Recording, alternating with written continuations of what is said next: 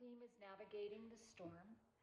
So I'm interested in finding center. And, you know, painting or drawing or making art can be A, an escape, or B, it can be done with a centeredness.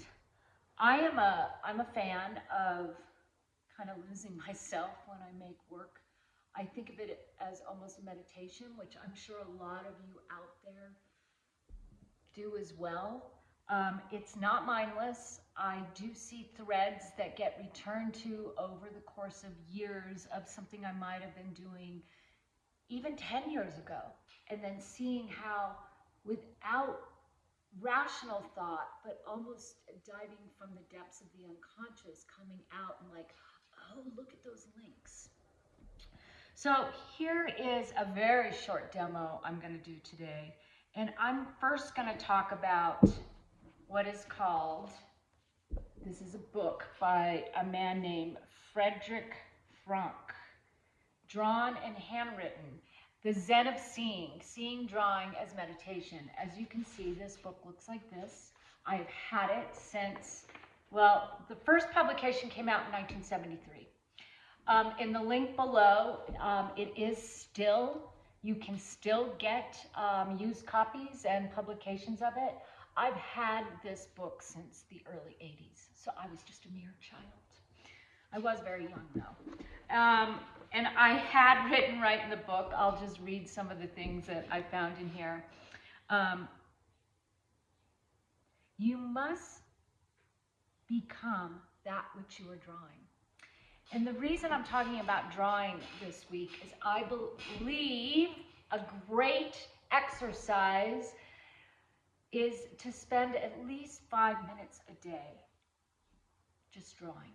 The hand-eye coordination, drawing what you see, but also doodling and the imagination. I'm going to show you some things. I pulled out an old sketchbook of mine randomly because I found an image that I did years ago. And I did a series of eggs, and a pearl series were part of my work. This one's called Union, Oil on Birch, 2006. So this journal was probably 2005. So just to kind of give you an example of where this imagery came from, which actually started with drawing something that I saw and then seeing where the threads went. Betty Edwards, another book that's been around for a very long time, Drawing on the Right Side of the Brain. If you take an object, let's say a chair, and turn it upside down, and you just start drawing what you see, you're not thinking cognitively so much chair. You're drawing exactly what you see. We tend to look at an object and fill in what our left brain tells us. Oh, a leg is supposed to be here on this chair. Oh, this is where the seat goes. And you're not actually drawing the lines. So I'm going to recommend that maybe you spend some minutes just sketching while you're drinking your coffee or you're drinking your tea or a glass of wine at night. And just do like I was showing in the video of our vlog. Like if I come back here and I'm just doing the outline, trying to get up and just going up along the edge of what I see, ever so slowly, like you're touching the edge. Letting what you draw express who they are. Letting what you draw express who they are. Have it be an animal, an inanimate chair, through you. Be careful of the me straining the ego. To draw, once ego lets go, it becomes effortless. So I am saying, don't think so much. Just practice. And then for the demo. What if, like today, I did 5 lines. I went a little further. I was just going out and doing a tree. Line number 1, 2, 3, 4. I kind of cheated down there. 5. And then what I did is I took, I had painted on this inexpensive paper. I think it was part of a demo, and I decided to cut it out. This is how you can abstract something representational. What if you were to limit yourself to 5 lines? And then you cut out 5 images. So let me turn this so you can see it a little better. 1, 2, 3, 4. Uh-oh, I have 6, really. 6. And then what if, this is Elmer's glue. Elmer's glue and a little bit of water. And then you just start gluing it down. I mean, it's an idea. It's one way to abstract something that you might have been doing. So I glue down first. I put this on top. I get into the edges, you know, my brush into the edges, pulling from the middle out. Proper way to collage. Glue down. Remember this in elementary school? Well, one thing that you can do, it's a jumping off part. If you want to abstract something real, this is a great practice of how to do it. You start cutting things out. This is coming out a little differently. I'm going to make that X right there. I'm going to improvise, do that backwards. And then do this. And then you might say, well, now what? Okay, let's just grab me some, I guess it's blue on blue.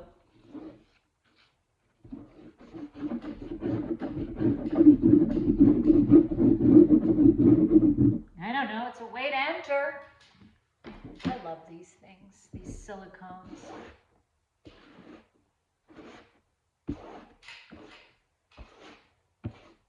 And I can just play from there and keep going and keep going.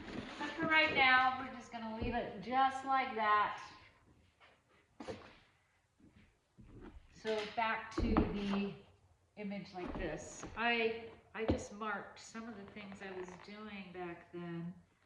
I was visiting my grandmother in Mexico City, and she had some statues of the Virgin Guadalupe. So I started a drawing. And then from that drawing, I think there was a little bottle down below. It might have been like on her altar with a perfume bottle.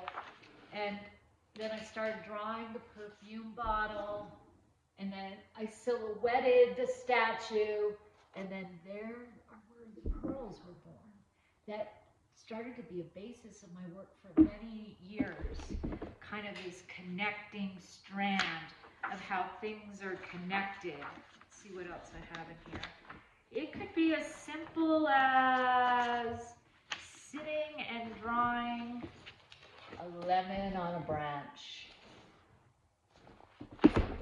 Or which, this is not very good, but I'll show it to you, a doggy. It doesn't matter. No judgment of what it looks like. I mean, I think taking drawing classes is fantastic, but why not just start practicing 5 minutes a day? If you're an abstract painter, you know what drawing practice does for you? It builds your chops of what your mark-making gifts are. And that's a good thing because it builds your confidence. And for your representational painters out there, you know what 5 marks do? It gets you thinking, how can I convey a feeling, an energy, the personality of something in just 5 marks? It's not that easy, but once you get going, you're like, huh, this is where the punch is. This is where the not only the gravity of something, but the expressions. Let's let's see if I don't have 5 marks. Oh, and then, you know, fantasy world. My UFOs. But once again, the strands, and above and below, not unlike a lot of the paintings I do, although that is a little offshoot, not nonsensicalness. And then abstracting it by maybe cutting out collage just gets you thinking the opposite of how you might work, which is a great practice. And so navigating the storm, this whole chaotic world out there, the more we center ourselves and even break it down to the simplicity of the lines, how you make a line, how you make either a gesture, which is energy of something, all in one whole, all at once. I used to tell my drawing students years ago, if they watch TV, to do small gesture drawings of movement, people on the TV, or if you're in a cafe or you're watching cars go by, how do you get the energy of the car in the moment that it goes by?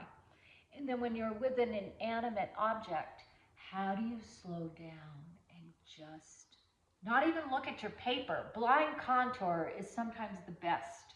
And if you really want to try something fun, which many of you have probably done in a drawing class, the blind contour, looking in the mirror, and you're just drawing yourself. Here, I'll do one while I'm looking at the screen right here with a pink pastel. And a brown pastel, because that's what I have in my hand. That's what's right here. So I'm not going to look. Can you see me? Yeah. I'm just, it's not as heavy on the bottom where my chin is. So it's about non-judgment, and I'm not sure where the head ended, so I'm way off. I looked. Usually I should be doing this bigger. Look, I'm judging myself. See, we all do it. I'm judging myself. It's really bad. But it's really bad. That can be, that can be, now I'm going to go in with some, it's an entry point. Sometimes we just need a way to enter into how to start. Somebody asked me, how do I know when something is done? When it's not hungry anymore? So what you started as a representational might end up becoming abstract. How about if I get a little water on here? Oh yeah. It's how I enter these things all the time. My abstract world, that is. So, besides the gesture, I might recommend the contour, the slowing down, the 5 lines, to get yourself into a zone of centeredness.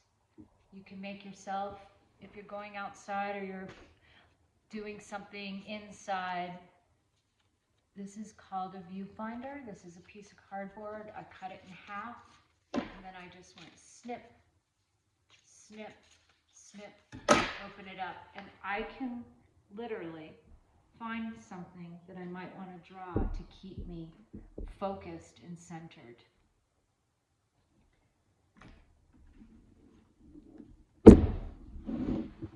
That's it for today. I'll see you all at the end of the month, where I do my last Friday of the month Zoom session.